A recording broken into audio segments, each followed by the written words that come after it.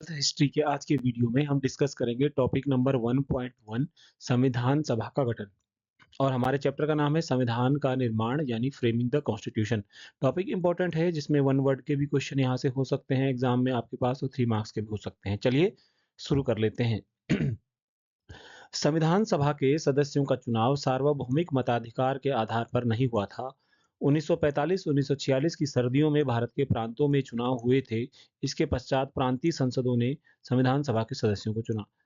जैसे कि आप सब लोग जानते हैं कि भारत की संविधान सभा का निर्माण कैबिनेट मिशन प्लान के अंतर्गत करवाया गया था और अंग्रेजों के द्वारा भारत से जाने से पहले ही यह प्लानिंग की गई थी कि वही भारत की एक संविधान सभा होगी जो भारत का संविधान का निर्माण करेगी। तो भारत की संविधान सभा का निर्माण हो गया था और अब यहाँ पर मुद्दा यहाँ पर लिखा हुआ है कि इसका चुनाव कैसे हुआ। तो भारत की जो संविधान सभा थी जिसमें लगभग 299 सदस्य थे जब अंतिम रूप से संविधान को भारत ने अडॉप्ट किया था। तो अब जो इसका चुनाव हुआ सदस्यों का वो सार्वभौमिक वयस्क मताधिकार के आधार पर नहीं हुआ। यानी भारत में डायरेक्टली लोगों ने संविधान सभा के सदस्यों को नहीं चुना। आप इस तरह से समझ सकते हैं कि जो भारत की संविधान सभा थी वो 1950 में जाकर के संविधान को पूरा बनाती है और जब 26 जनवरी को भारत में संविधान लागू होता है उससे पहले संविधान पूरा हो गया था। तो उस तरह से संविधान सभा के सदस्य संसद के सदस्यों का जैसा भी कार्य कर रहे थे। कब तक? सन 1950 से थोड़ा पहले तक, यानी 26 नवंबर 1950 तक या 26 जनवरी 1950 से पहले तक। तो हुआ क्या था कि 1945-46 की सर्दियों में भारत के राज्यों में चुनाव हुए थे और उन राज्यों के जो चुनाव हुए तो उन राज्यों के जो सदस्य थे उन वहाँ उन्हीं प्रांतीय सदस्यों के द्वारा मतदान दे करके संविधान सभा के सदस्यों को चुना गया। यानी सपोज दैट अगर ये पूरा एक बम्बई प्रांत है, गुजरात और महाराष्ट्र को मिला करके, और यहाँ पर मान लीजिए एक मद्रास प्रांत है जो आंध्र प्रदेश और मुख्य रूप से तमिलनाडु या अवध या संयुक्त प्रांत है। तो इस तरह से प्रांत हुआ करते थे ब्रिटिश समय में और उन प्रांतों की जो संसदें हुआ करती थी या जिनको हम विधानसभा परिषद या लेजिस्लेटिव असेंबलीज कह सकते हैं, उन प्रांतीय सभाओं ने संविधान सभा के सदस्यों का चुनाव किया था। ये पूरा आबादी का एक अनुपात अंग्रेजों ने निश्चित किया था, उस आधार पर सदस्यों का चयन किया था। तो उस मुद्दे पे हम चर्चा इसलिए नहीं कर रहे हैं क्योंकि वो बहुत विस्तार से हो जाएगा, वीडियो लंबा हो जाएगा। खैर, कुल मिलाकर के नई संविधान सभा में कांग्रेस प्रभावशाली थी। तो कौन-सी पार्टी का बहुत ज़्यादा प्रभाव था संविधान सभा में? कांग्रेस पार्टी का बहुत ज़्यादा प्रभाव था। प्रांतीय चुनावों में, अब प्रांतीय चुनाव की बात कर लेते हैं। तो प्रांतीय चुनाव जो संविधान सभा के हुए प्रांतीय चुनाव जो संविधान सभा के हुए थे भारत देश के अंदर 1946 में, उसमें कांग्रेस पार्टी ने सामान्य चुनाव क्षेत्रों में भारी जीत दर्ज की थी। यानी भारत भर के अंदर जितने भी सामान्य सीटें थी, जनरल सीटें थी, वहाँ पर कांग्रेस ने बहुमत हासिल कर लिया, मेजॉरिटी हासिल कर ली। लेकिन मुस्लिम लीग ने अधिकांश आरक्षित मुस्लिम सीटों पर कब्जा कर लिया। यानी सेपरेट इलेक्टोरेट जो अंग्रेजों ने भारत में लागू किया था, उसमें मुख्य रूप से मुसलमानों के लिए अलग से कुछ सीटें निर्धारित करी थी, जहाँ पर सिर्फ़ मुस्लिम कैंडिडेट खड़े हो सकते थे, चाहे किसी भी पार्टी से हों, चाहे मुस्लिम हो, चाहे निर्दलीय हो। और उसमें भी मुस्लिम लीग ने बड़े पैमाने पर जो है बहुमत मुस्लिम आरक्षित सीटों पे हासिल कर लिया। तो इसलिए मुस्लिम लीग ने बाद में संविधान सभा का बहिष्कार कर दिया, बॉयकॉट कर दिया और एक अन्य संविधान सभा बनाई और बाद में पाकिस्तान की माँग भी की और आखिरकार 14 अगस्त को पाकिस्तान अलग देश बन गया था। ख़ैर, तो कुल मिलाकर के पाकिस्तान की संविधान सभा अलग बनाई गई। शुरुआत में समाजवादी भी संविधान सभा से परे रहे। समाजवादी कौन होते हैं? सोशलिस्ट। सोशलिस्ट कौन होते हैं? जो मानते हैं कि समाज के सारे संसाधनों पर समाज का ही अधिकार होता है, जो सोशलिस्ट थ्योरी रखते हैं। तो संविधान सभा से दूरी बना के रखी थी समाजवादी लोगों ने भी या कम्युनिस्ट लोगों ने भी, जो मानते थे कि अंग्रेजों ने ही संविधान सभा बनवाई है और संविधान सभा स्वायत्त नहीं हो सकती है, यानी ऑटोनोमस नहीं हो सकती है, स्वतंत्र नहीं हो सकती है क्योंकि इस पे अंग्रेजों का एक तरह से प्रभाव है। लेकिन फिर भी कुल मिलाकर के भारत की संविधान सभा में 82% सदस्य कांग्रेस पार्टी के ही सदस्य थे। तो कॉन्स्टिट्यूएंट असेंबली ऑफ इंडिया में 82% मेंबर जो थे वो कांग्रेस के थे। खैर, अब यहाँ पर मुख्य मुद्दा ये आता है कि सभी कांग्रेस के सदस्य एकमत नहीं थे। The members of Congress party was not having the common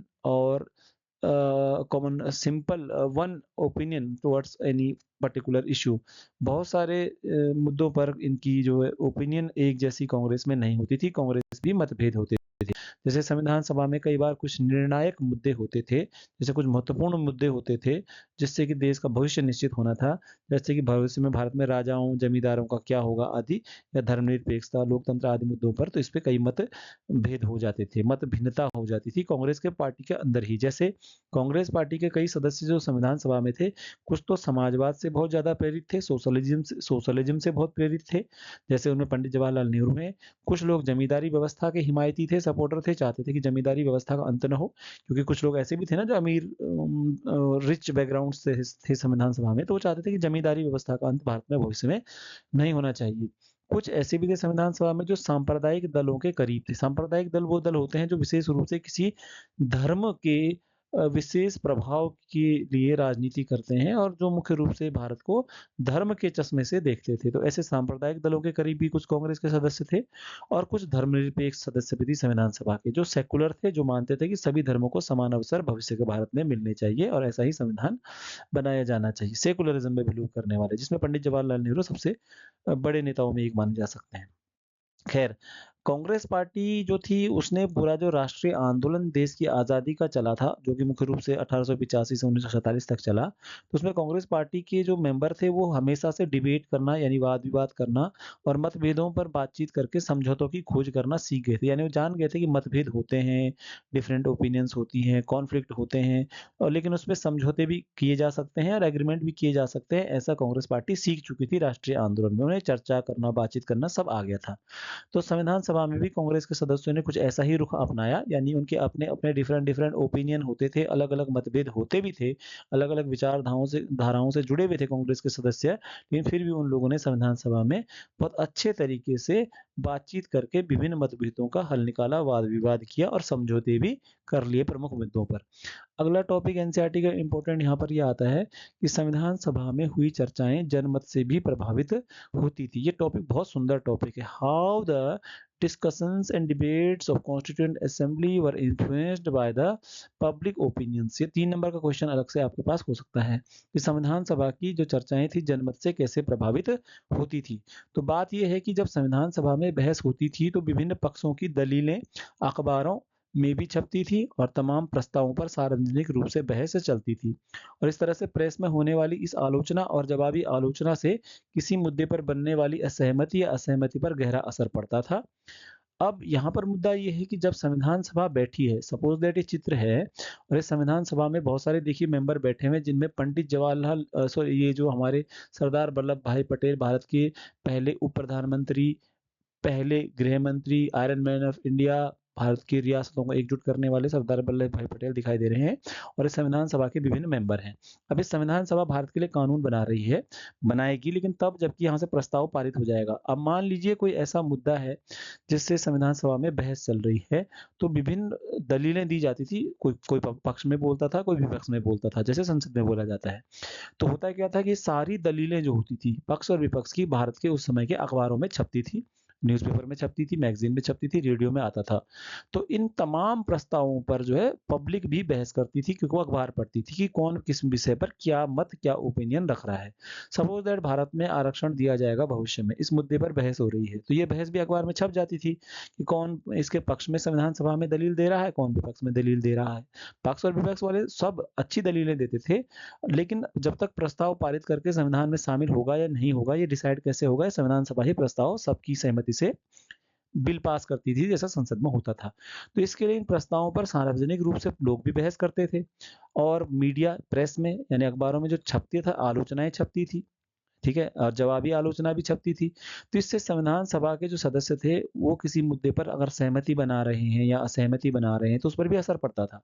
मान लीजिए कि कोई संविधान सभा आरक्षण के मुद्दे पर या महिलाओं को वोट देने के अधिकार पर विचार-विमर्श कर रहे हैं, तो कोई महिलाओं को वोट देने के अधिकार के खिलाफ भी दलील दे सकता था संविधान सभा में और कोई वोट देने के पक्ष में भी दलील दे सकता था। तो ये दलीलें अखबार में छपती थी, कौन विरोध में है, कौन समर्थन में है।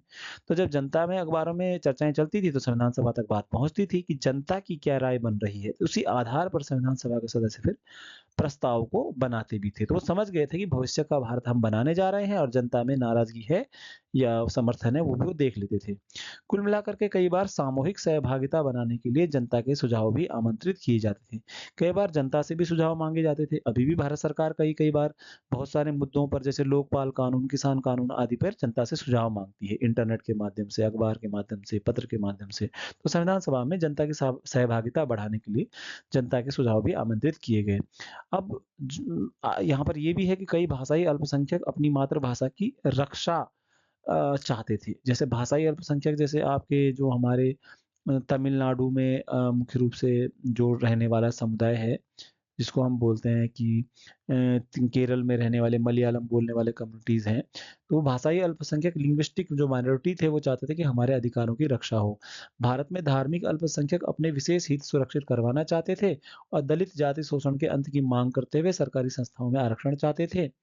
तो आप समझ सकते हैं कि भारत की संविधान सभा कई मुद्दों पर बहस कर रही है और भारत के अलग-अलग समूह अपने-अपने लिए हित चाह रहे हैं। धार्मिक अल्पसंख्यकों का मानना है कि भविष्य का भारत में वो उनका हित कैसे रहेगा, इसके लिए संविधान में व्यवस्था की जानी चाहिए।